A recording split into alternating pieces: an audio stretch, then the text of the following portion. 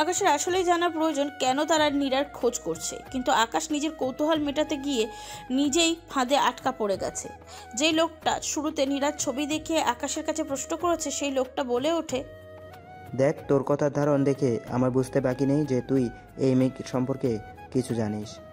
তুই আমাদেরকে সোজাই এই মেয়ের সম্পর্কে যা জানিস বলে দে, না হয়তো তোর বিপদ তুই নিজে ডেকে আনবি। সরি, আমি কিছু জানি না, আমি এমনিতেই জানতে চেয়েছিলাম। দেখ, আমাদের বোকা বানানোর চেষ্টা করিস না। আমরা তোর কথার ধারণে আগেই বুঝে নিয়েছি যা বুঝার। এবার ঠিকঠাক মতন বলে দে সব কিছু। আমি কিছুই জানি না। আকাশের কথায় লোকটা বিশ্বাস করে না। কৌতূহল মেটানোর চক্করে শুরুতেই আসলে আকাশ বেকুবের মতন আচরণ করে ফেলেছে, যে কারণে আকাশ পরবর্তীতে কথা ঘোরানোর চেষ্টা করলেও লোকগুলো তাকে বিশ্বাস করছে না। আকাশকে প্রশ্ন করার লোকটা পরপর দুবার নিজের কথার উত্তর না পেয়ে দ্রাম করে আকাশের মুখে একটা ঘুষি লাগিয়ে দেয়। আকাশ তাও নিজের মুখ খোলে না। লোকটা পর্যায়ক্রমে আরও রেগে যায়। সে আকাশকে রাগান্বিত কণ্ঠে বলে, তোর কোনো আইডিয়া নেই আমরা কারা? দাঁড়া, তোর হুশ জায়গা মতো আনছি। এই তোরা শক্ত করে ওর হাত ধর। লোকটার কথা তার সাথে থাকা লোকদের মধ্যে হতে দুজন আকাশের হাত চেপে ধরে, আর লোকটা বেশ কয়েক জায়গায় ফোন করে বলে তারা অমুক জায়গায় আছে, সবাই সেখানে চলে আসতে। সর্বশেষে একজনকে ফোন করে অপর পাশ থেকে ফোন রিসিভ করতেই লোকটা বলে ওঠে, আমরা ওই মেয়েটাকে পাইনি, তবে একজনকে আটকে রেখেছি। আমি শিওর এই ছেলে নিশ্চয়ই ওই মেয়ে সম্পর্কে জানে। আপনি জলদি এখানে চলে আসেন, আমি আপনাকে লোকেশন পাঠিয়ে দিচ্ছি। লোকটা কথা শেষ করে ফোনটা পকেটে রেখে দেয়। এরপর আকাশকে নিয়ে গিয়ে রাস্তার একটু এক পাশে চলে যায়, যাতে করে বিষয়টা মানুষের সেইভাবে চোখে না পড়ে, আর পড়লেও মানুষ যাতে বিষয়টা নর্মালভাবে নেয়। আকাশকে কিছু সময় আটকে রাখতেই তারা অনেক লোকজন এসে সেখানে জড়ো হয়। সেই সাথে সবার শেষে যেই লোকটা ফোন করা হয়েছে সে একটা গাড়ি করে সেখানে আসে। আকাশ লোকটাকে দেখে চমকে ওঠে। লোকটার নাম ইকবাল। লোকটা শহরের নাম করা একজন মস্তান, বেশ পাওয়ার এই লোকটা গাড়ি থেকে নেমে আকাশের কাছে এসে বলে, তুই মেয়েটা সম্পর্কে কি জানিস আমাদেরকে বলে দে। এই মেয়েটাকে আমাদের প্রয়োজন, অবশ্য আমার নয়, অন্য কারোর প্রয়োজন। এই মেয়েটাকে ধরে দেওয়ার জন্য অনেক মোটা অঙ্কের টাকা কন্ট্যাক্ট নিয়েছি। তুই জলদি বল ওই মেয়ে কোথায়।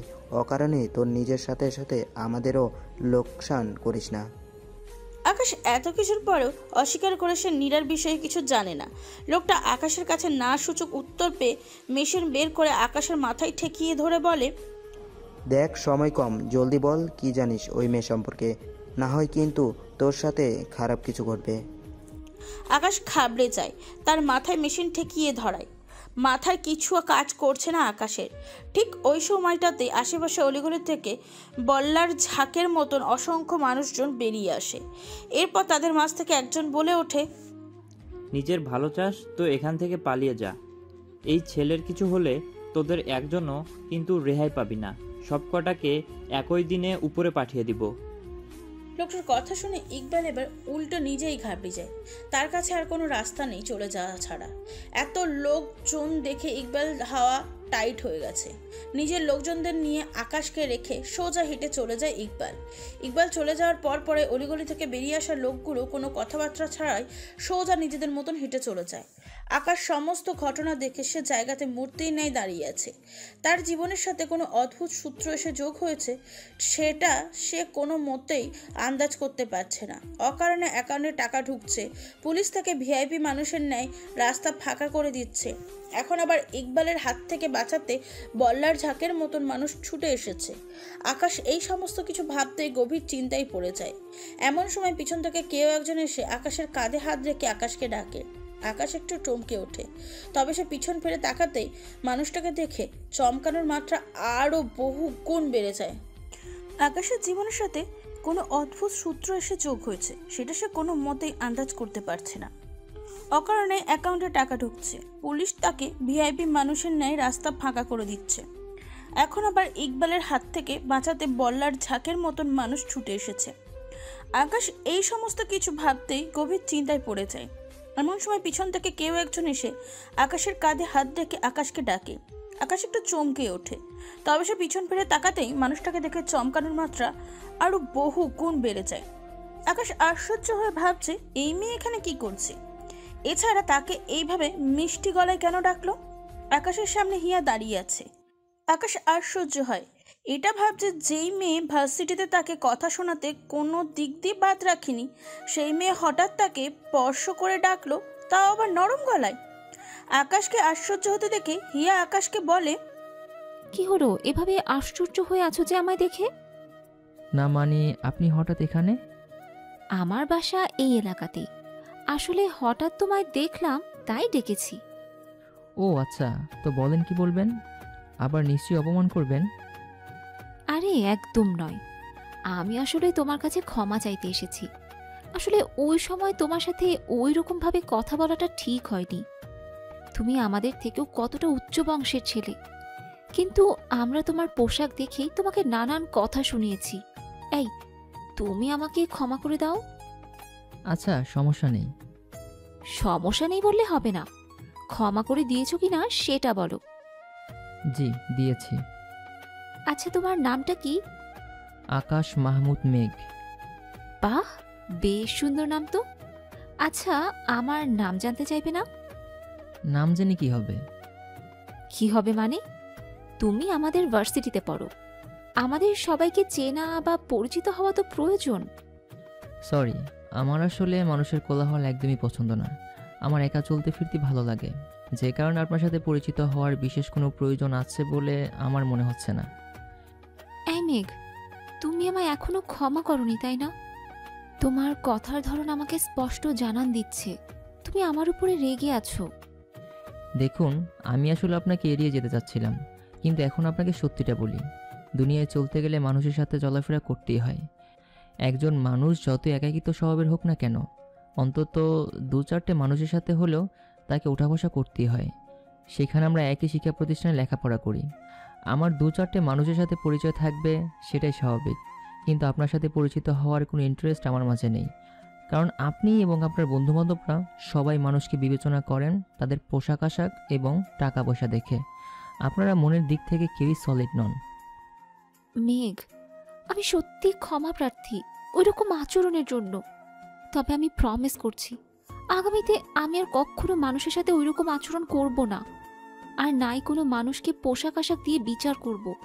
তুমি প্লিজ এবারের মতো আমায় ক্ষমা করে দাও। আচ্ছা ঠিক আছে, ক্ষমা করে দিলাম। মন থেকে দিয়েছো তো? হ্যাঁ, মন থেকে দিয়েছি। অনেকগুলো ধন্যবাদ। আর এবার তো পরিচিত হবে আমার সাথে? জি। তাহলে পরিচিত হচ্ছ না যে? নাম জিজ্ঞেস করো আমার। আপনার নাম কি? আমার নাম হিয়া। আর তোমার নাম মেঘ, সেটা তো আমি শুরুতেই জেনে নিয়েছি। হ্যাঁ। শোনো মেঘ, এখন থেকে আর আপনি করে নয়, তুমি করে বলবে আমাকে। ঠিক আছে। তো এখন কোথায় যাচ্ছ তুমি? কিছু কেনাকাটা আছে, সেটা শেষ করে বাড়িতে যাব। তুমি কোথায় যাচ্ছ? আমিও বাড়িতে যাব। একটু বেরিয়েছিলাম আমার এক মেয়ে ফ্রেন্ডের সাথে রেস্টুরেন্টে যাওয়ার জন্য। ও আচ্ছা। চলো তোমার সাথে মিলে কেনাকাটা করব। তুমি আবার কি কেনাকাটা করবে? আরে আমি কেন কেনাকাটা করতে যাব? তুমি কেনাকাটা করবে আর আমি তোমার সাথে যাব, এই আর কি। তুমি আমার সাথে যাবে? আমি কি কেনাকাটা করব তোমার কোনো আইডিয়া আছে? হ্যাঁ যাব, সমস্যা কোথায়? আর কি কেনাকাটা করবে সেটা তোমার সাথে গেলেই তো দেখতে পাবো। ঠিক আছে চলো। আকাশ হিয়াকে সাথে নিয়ে সদাই কিনতে চলে যায়। দুজন মিলে শুরুতেই সবজি বাজারে প্রবেশ করে। হিয়া কিছুটা অবাক হয় আকাশকে সবজির বাজারে ঢুকতে দেখে, তবে সে আকাশকে কিছুই বলে না। আকাশের সাথে চুপচাপ হাঁটতে থাকে। আকাশ হিয়াকে সাথে নিয়ে বেশ কিছু সবজির বাজার করে। হিয়া এবার আর কথা নিজের মধ্যে চেপে রাখতে পারে না। সে আকাশের কাছে প্রশ্ন করে, আচ্ছা, তোমার বাসার রান্নার বাজার কি তুমি করো? বাসায় বাজারের লোক নেই? হ্যাঁ, আমি বাজার করি। সৃষ্টিকর্তা এত সুন্দর দুটো হাত পা দিয়েছে, অকারণে নিজে বসে থেকে অন্যকে টাকা খরচ করে বাজার করাতে যাব কি করতে? তুমি সত্যি অন্যরকম একটা মানুষ। তোমার সাথে বন্ধুত্ব করে আমার অনেক গর্ব হচ্ছে। এখনকার মানুষের তো কয়টা টাকা হলেই একাধিক কাজের মানুষ রেখে দেয়, নিজে কিছুই করতে চায় না। আকাশ কিছুই বলে না। হিয়াকে সাথে নিয়ে কিছু মুদি সদাই কিনে বাজার থেকে বেরিয়ে আসে। হিয়া ভিতরে আসলে আকাশকে নিয়ে অন্যরকম ভাবনা চিন্তা বিদ্যমান। আকাশের এত দামি দামি গাড়ি, কিন্তু সে নিজেই বাজার করে, ব্যাপারটা হিয়ার কাছে অন্যরকম লেগেছে। কিন্তু হিয়ার কোনো ধারণাই নেই আকাশের বাস্তবতাটা কি। বাজার শেষ করে দুজনে বেরিয়ে আসার পর আকাশ হিয়াকে বলে, আচ্ছা শোনো, আমি চলে যাব, আবার পরে কখনো কথা হবে তোমার সাথে। আচ্ছা ঠিক আছে, কিন্তু তোমার বাসা কোথায় সেটাই তো বললে না। আমার বাসা তো হচ্ছে নতুন পাড়ায়, এখান থেকে যেতে 15-20 মিনিটের মতো লাগে। তাহলে তুমি এখান থেকে বাজার করো কেন? তোমার বাসার ওইদিকে কি বাজার নেই? হ্যাঁ আছে, কিন্তু আমি এখানকার একটা অফিসে ছোটোখাটো একটা পদে চাকরি করি। হিয়া আকাশের কথা শুনে এবার চরম মাত্রায় অবাক হয়।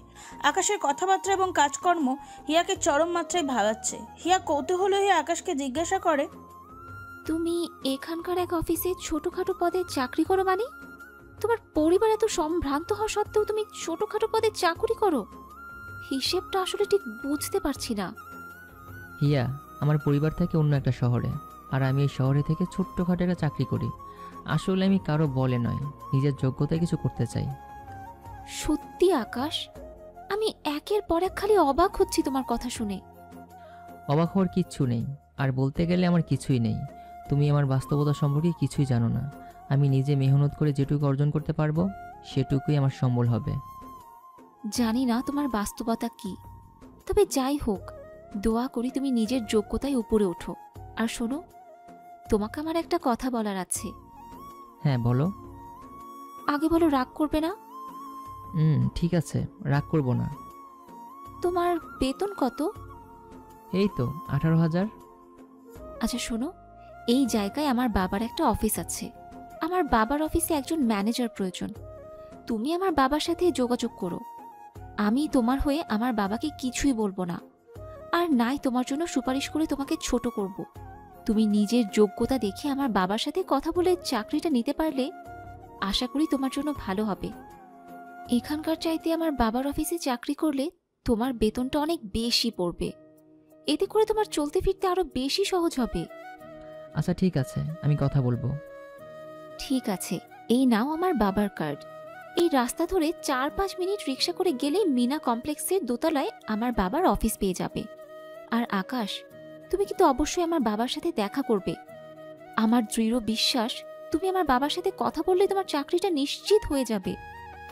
আচ্ছা ঠিক আছে, আমি তোমার বাবার সাথে যোগাযোগ করব। আর আকাশ, তোমারটা কি আমাকে দেয়া যাবে?